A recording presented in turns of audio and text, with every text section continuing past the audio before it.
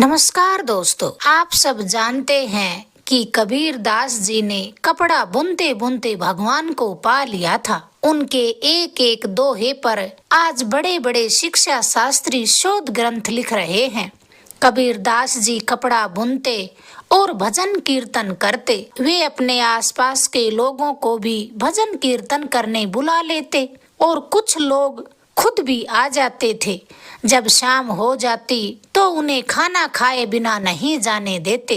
यह बात कबीर की पत्नी को नापसंद थी, क्योंकि कारण ये था कि घर में कुछ न होते हुए फिर भी कबीर लोगों को खाना खाने के लिए रख लेते और अपनी पत्नी को दुकान पर उधार में आटा, दाल, चीनी, घी, तेल लाने को कह देते। उनकी पत्नी कई बार गुस्से में आकर कहती थी कि घर में राशन ना हो तो आप उन्हें खाने के लिए क्यों रोकते हैं? मैं दुकान पर उधारी करवा करवा के थक चुकी हूँ। कबीर कहते कि अब की बार कपड़ा बिकेगा तो एक साथ लाला जी की उधारी चुका आना। पत्नी कहती कि नहीं, मैं अब लाला जी की दुकान पर उधार में राशन नहीं ला पाऊंगी।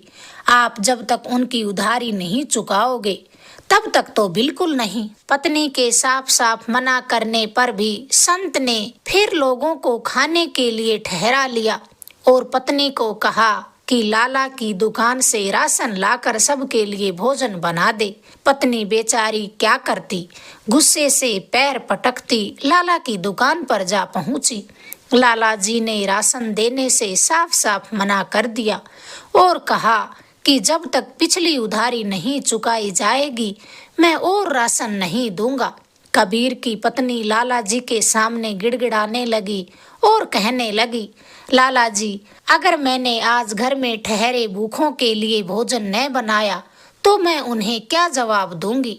कबीर की पत्नी बड़ी सुंदर औरत थी और हो भी क्यों न, कबीर जैसे संत आदमी की छत्र छाया में जो रह रही थी, सुंदरता तो उसकी और भी बढ़ गई होगी। अब लाला जी की बुरी नजर कई दिनों से कबीर की पत्नी पर पड़ी हुई थी। आज उसे मौका मिला तो उसने यह मौका हाथ से न जाने दिया। लाला जी फिर धीरे से बोले, ठीक है, मैं तुम्हें राशन देने को तैयार हूँ, मगर मेरी एक शर्त है। कबीर जी की पत्नी बीच में बोल उठी कि लाला जी, आप मुझे बस राशन दे दीजिए, मुझे घर जल्दी पहुंचकर खाना बनाना है, मुझे आपकी हर शर्त मंजूर है। लाला जी ने फिर कहा, पहले मेरी शर्त तो सुन लीजिए। कबीर की पत्नी ने आटा दाल थैले में डालते हुए कहा, जल्दी बोलो लाला जी, मुझे घर भी जाना है। लाला जी ने कहा, आज रात तुम्हें मेरे पास आना होगा। कबीर की पत्नी ने अपने राशन का सामान उठाते हुए कहा, ठीक है लाला जी, मैं आ जाऊंगी। लाला जी तो एक पल के लिए अचंभे में पड़ गए और सोचने लगे कि यह झूठ तो नहीं बोल रही है या फिर इसने मेरी बात ही नहीं सुनी। लाला जी फिर बोले, तुमने मेरी बात सुनी या नहीं? इस पर कबीर की पत्नी ने लाला की आंखों में आंखें डालकर कहा कि हाँ लाला जी, आज रात मैं आपके घर आ जाऊंगी। तब लाला जी की जो थोड़ी बहुत शंका थी वह मिटी और वे अचरज में पड़ गए। अब कबीर की पत्नी घर आई और भोजन तैयार किया। सबने भोजन किया और अपने अपने घरों को चले गए। इधर कबीर की पत्नी ने अपने घर के जरूरी काम निपटाए और तैयार होने बैठ गई। कबीर जी कहने लगे, अरे इतनी रात तुम्हें सज संवर कर कहाँ जा रही हो?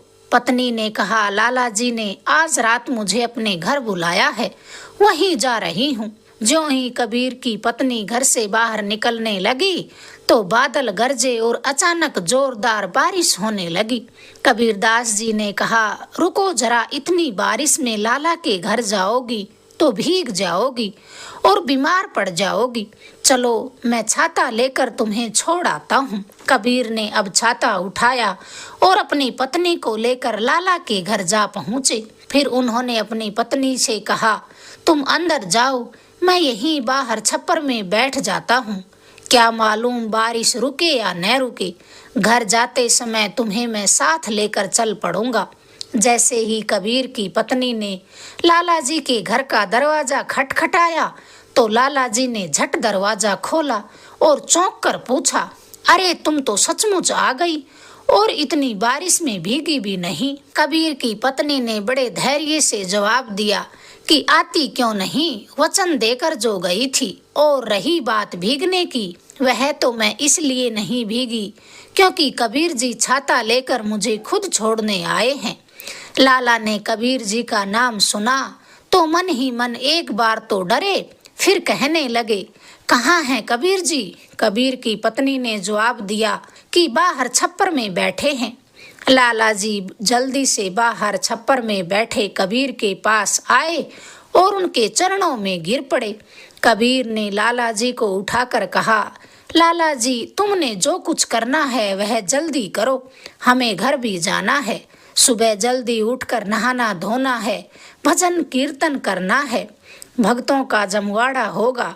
बहुत सा कपड़ा भी बुनकर इकट्ठा हो गया है, उसे भी बाजार लेकर जाना है। लाला जी तो कबीर के चरणों में मिट्टी बने पड़े रहे और पश्चाताप के आंसू बहाते रहे। फिर थोड़ी हिम्मत करके रोते रोते कहने लगे, कबीर जी आपकी कीमत आंकना किसी के बस की बात नहीं। आप परम सत्य हैं, आप जल में कमलवत हैं। परम सत्य सदा कुंवारा है, आप पूर्णिमा का चंद्रमा है। मेरी बुद्धि पर मिट्टी गिर पड़ी थी, जो मेरी बदजुबान से इतने ओछे शब्द निकल पड़े। अगर आपको कबीर के बारे में छोटी सी जानकारी अच्छी लगी, प्लीज चैनल को लाइक करें, शेयर करें, सब्सक्राइब करें। धन्यवाद दोस्तों।